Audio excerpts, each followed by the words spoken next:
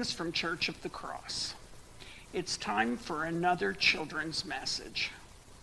Now, this past week has been very exciting for most of you, or all of you, I hope, because we celebrated the birth of the baby Jesus. And we talked about that last week.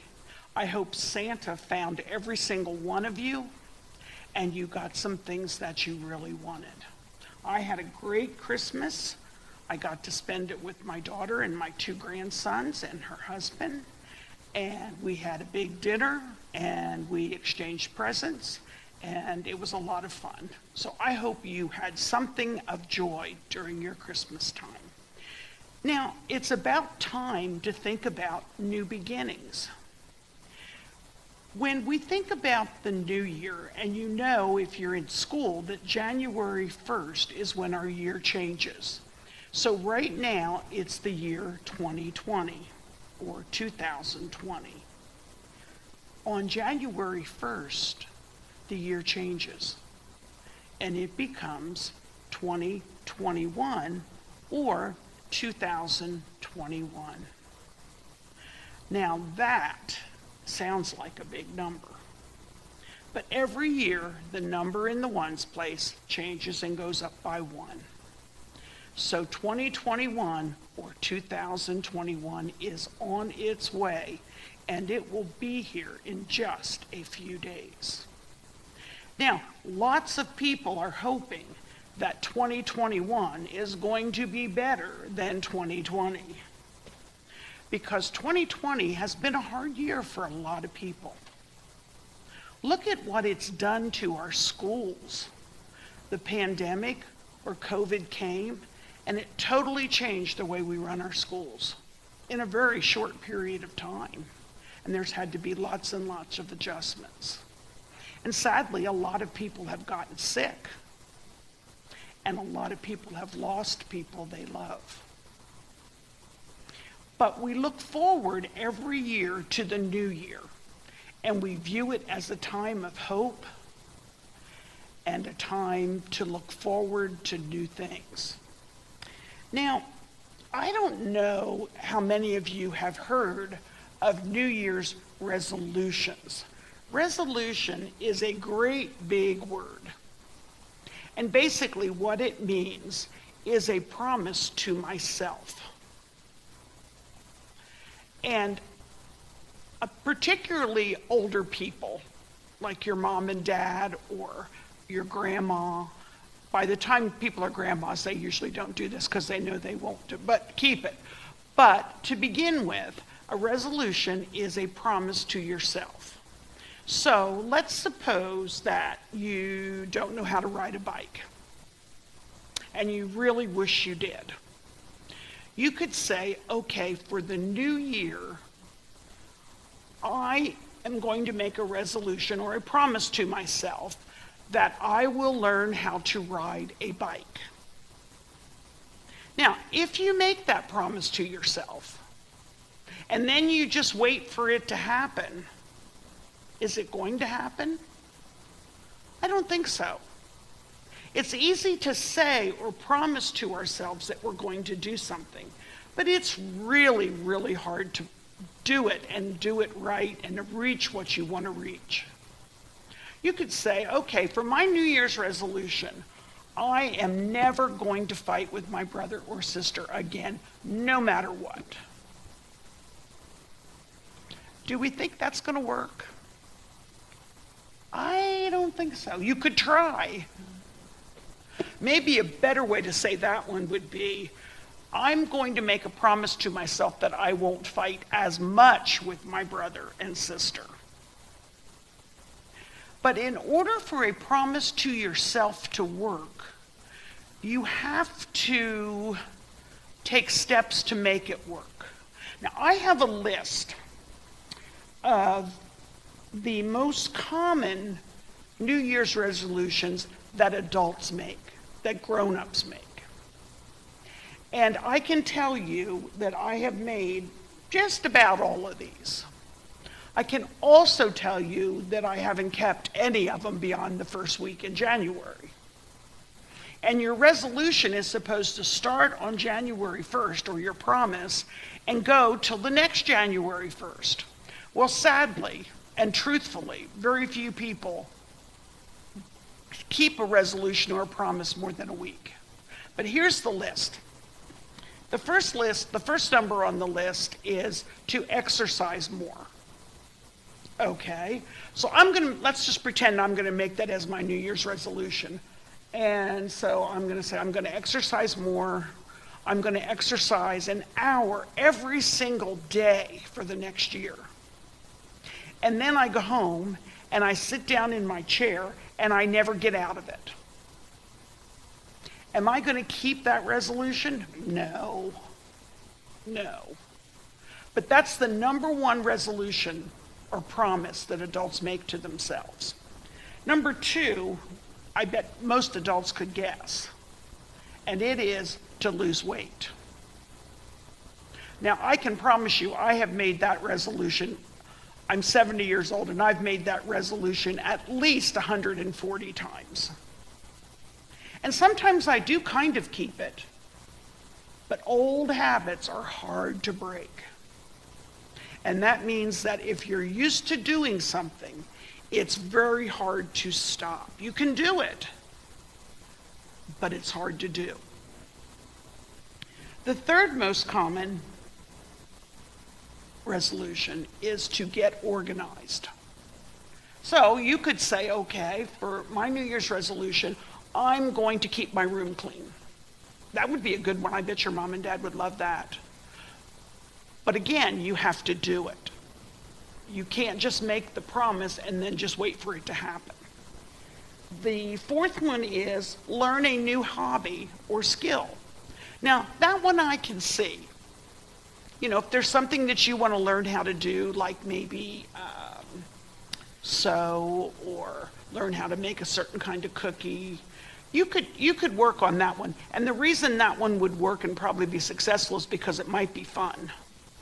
But that's a good New Year's resolution. Another one is save money or spend less. That works well if you have a plan. But you can't just continue to spend all your money and hope that you save more. And finally, the last one I have is spend more time with family and friends. And that's a really good resolution, because there's nothing more important than family.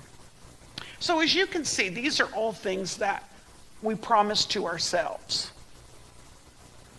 And we mean to keep them when we make them. But you know, the New Year's resolutions we promise to make for ourselves are lots of times broken. But there's one person who never, ever, ever, ever breaks their resolutions or their promises. Who do you think that person is? That never, ever breaks a promise. That person is God. God has made us promises, and he never breaks them. Now, I want you to think about that, because think of all the people in the world, all the thousands and thousands and millions of people in the world. And God has made promises to every single one of us, and he never breaks them. I make one promise to myself, and I have a hard time keeping it. Now, I would probably do better with keeping it if I called on God every day to help me. But God has made promises to us that he never, ever breaks. Now, let's talk about those promises. The first promise God made was that he will always be with you, no matter where you are. He is always by your side. Now, that's hard to understand when you think about how many people there are, because there obviously isn't a new God for every person. We believe in one God, but we have to remember that God has power that we can't even begin to understand. And he has the ability to be with each one of us all the time. So he sees and knows everything we do, everything that's in our heart. So that's one of his promises, to be with us all the time. Another promise he has is to protect you. He will keep you safe if you call on him to do so. Now, that doesn't mean that you can say, oh, God's going to keep me safe. I'm going to go out in the street and stand in front of a bus. That's not what that means. What it means is God will keep you safe and protect you when needed if you do your part. You can't push or tempt God by doing silly things. And you have to call on him or ask him for his protection. Another promise is when you're weak, he will be strong. So if you're scared about something or you're afraid you can't do something, all you have to do is talk to God. Say, God, I've got a test coming up and I'm really scared. And he will be with you and he will help you get through it every time, because God never breaks a promise. God also promises to answer our prayers. Now, he may not answer them right away. He may not answer them the way we want to hear. He may not answer them by actually speaking so you can hear him. But if you are patient, God will answer all of your prayers. But we have to be willing to accept his answers. God will also provide for you. If there's something that you truly need, God will find a way to make that happen.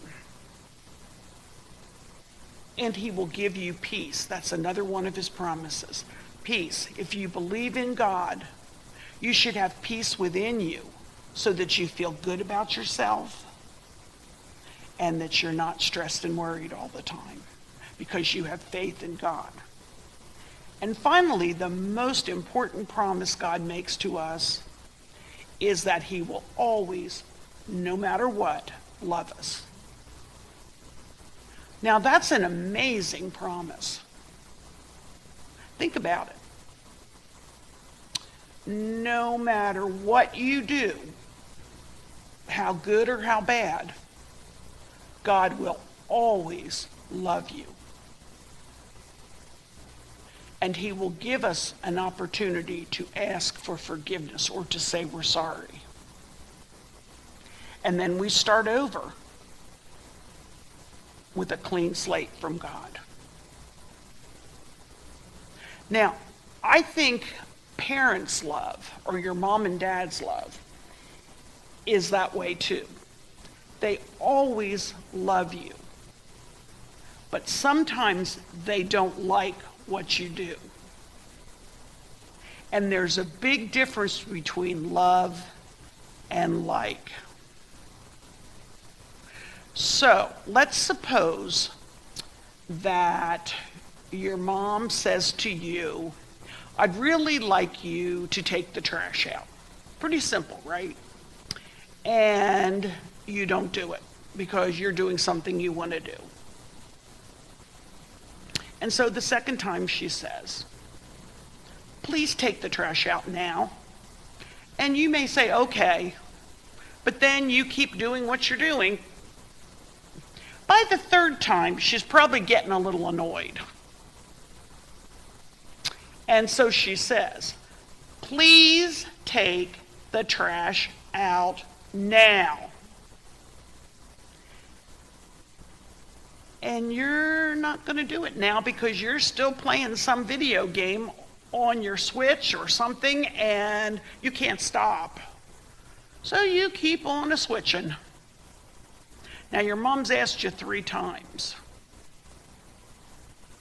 And she's starting to let smoke come out of her ears a little bit.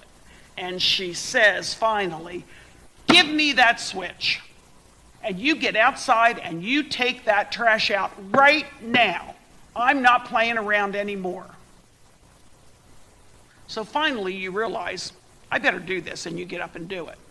Now, if someone heard that the 4th time, didn't hear the first 3, they might think, gosh, that mother doesn't love her child.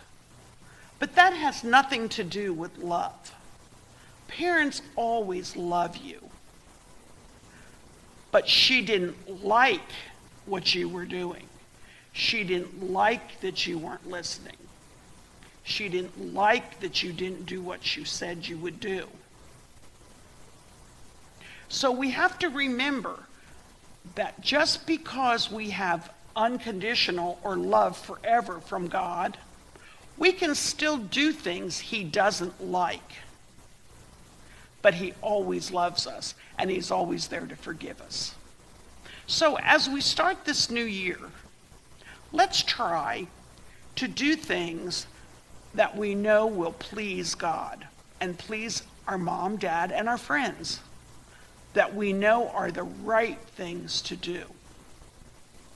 Now, if you want to make a special promise to yourself, you sure can. I'm not going to, because in my 70 years, I've made many resolutions or promises and never kept hardly any of them.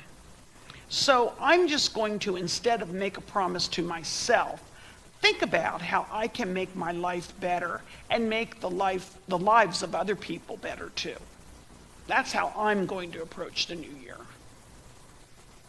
But we must remember that promises to ourselves are easy to break sometimes. Promises from other people are sometimes broken. But promises from God are always kept. Let us pray. Dear God, it is amazing to us that you can love us all and always be with us. Your spiritual power is almost so great that we can't understand it. But we have faith in you, and we know that you will always keep your promises to us. Please help us to realize that and remember it, and to call on you when we need help. All we have to do is ask, and you will be by our side. We will all strive or try to be better and better followers of you in the year 2021. Thank you for all the blessings we've already had. Thank you for seeing us through 2020. And we ask that you be with us through 2021. Amen.